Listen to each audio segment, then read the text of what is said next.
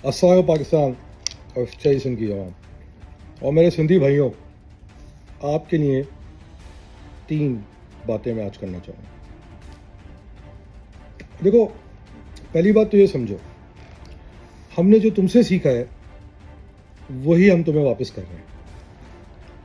पहले तुम्हारे जुल्फ़िकार अली भुट्टो ने हम पे एक कोटा सिस्टम लगाया, सिंध देही और सिंध शहरी का। वही कोटा सिस्टम आज बुनियाद बनता है जिसकी बेस पे हम आज अपने हकूक़ मांगते हैं। अब सिंध तो जुल्फ़िकार अली भुट्टो ने ख़ुद तकसीम कर दिया था, तो हम सिर्फ उसी की तकसीम को अब आगे लेके चलने की बात कर रहे हैं। दूसरी बात, हम बात कर रहे हैं इंतज़ामी यूनिट्स की। ज़्यादा पुरानी बात नहीं है कि जब तुम कराची के अंदर उसकी तकसीम कर रहे थे, मलीर को कि माड़ी को, और हमें ये समझा रहे थे कि हम कराची तोड़ थोड़ी रहे हैं, हम तो कराची के अंदर इंतज़ामी यूनिट्स क्रिएट कर रहे हैं या इंतज़ाम के लिए इन डिस्ट्रिक्ट्स को अलग कर रहे हैं।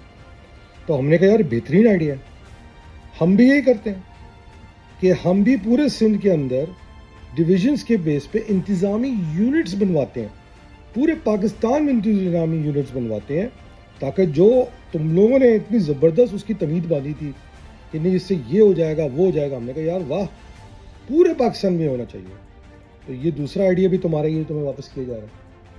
और तीसरी और अहम बात जो आपको समझनी चाहिए वो ये कि देखो भाई, अगर आपने 18वीं तरमीम की ताकत के बाद अगर सही तरह से शहरी सिंध को या अंदरून सिंध को डेवलप किया होता तो शायद आपको ये दिन की नौबत नहीं देखनी आती। ये तफरका भी आपका क्रिएट किया हुआ है जो हम आपको वापस कर रहे हैं। अब बहरहाल बात तो ये है कि कोई अकेले सिंध में सूबे या इंतज़ामी यूनिट बनाने की बात नहीं हो रही, पूरे मुल्क में 33 इंतज़ामी यूनिट्स की बात हो रही है। तो तुम लोग तो जज्बाती क्यों हो रहे हो?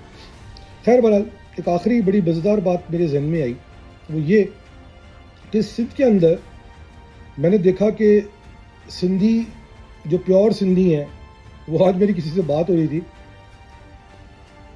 उसने कहा सिंधियों के अंदर 2 कौम है, एक जिनके नाम के आखिर में रो आता है और जिनके आखिर में ये आता है।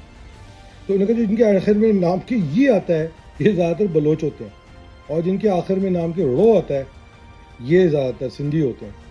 तो मेरा जो है एक मशवरा है, मैं पाकिस्तान की हुकूमत को, पाकिस्तान की रियासत को ये मशवरा दूंगा कि ये जो सिंध के बलोच हैं उनके लिए सिंध के अंदर एक अलग सूबा दादू में बना दिया जाए और इनको कहा जाए वहाँ तरक्कियाँ करा के देखो। और इसी तरह जो सिंध के ये हैं उनके लिए अलग सूबा बना दिया जाए। और देखो भाइयों, एक बात समझो,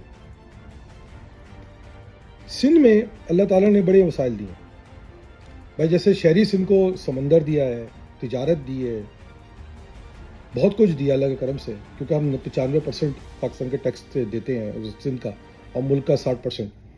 तुम्हारे पास तेल है, गैस है, डाकू तो मैं नहीं कहूँगा, तेल है, गैस है, मादनियात हैं और बड़ी बड़ी चीज़ें हैं। तो यार तुम ये क्यों नहीं सोचते हो कि अगर तुम्हें ये सुबह मिल गए तो तुम अपने इलाकों के हुक्मरान हो।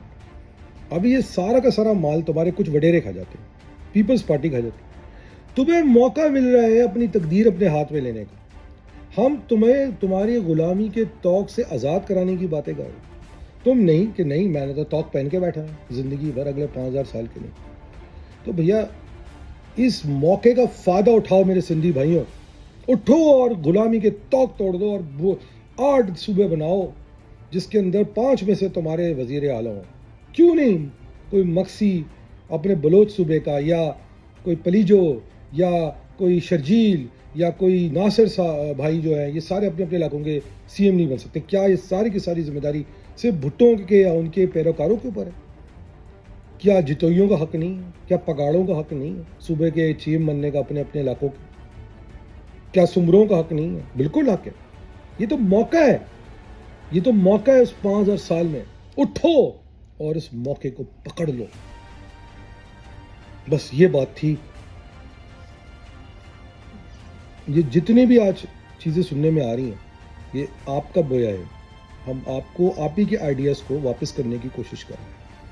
بلاول بھٹو نے بھی آج بڑی زبردست باتیں کی. انہوں نے بھی کہا کہ ہم پیپلز پارٹی صندوق کے خلاف نہیں ہیں. ظاہری بات ہے اگر بلاول پنجاب میں صوبے کے خلاف نہیں ہے تو پھر پنجاب والے بھی کہیں گے بھائی اگر پنجاب میں صوبے بنیں گے جو کہ وہ چاہتے ہیں کوئی مسئلہ نہیں ہے تو سندھ میں صوبے کیوں نہیں بنیں گے. بلاول کا بہت دیر ہوشیار ہے, آسمان سے اترا ہے, میرا چھوٹا بھائی ہے آخر. تو میں اپنے چھوٹے بھائی کو سمجھاؤں گا کہ سب کو بیوقوف سمجھنا بند کر دیں. بہرحال اتنی سی بات تھی. آج کا دوسرا ڈوز ہے, امید ہے ہضم ہو جائے گا.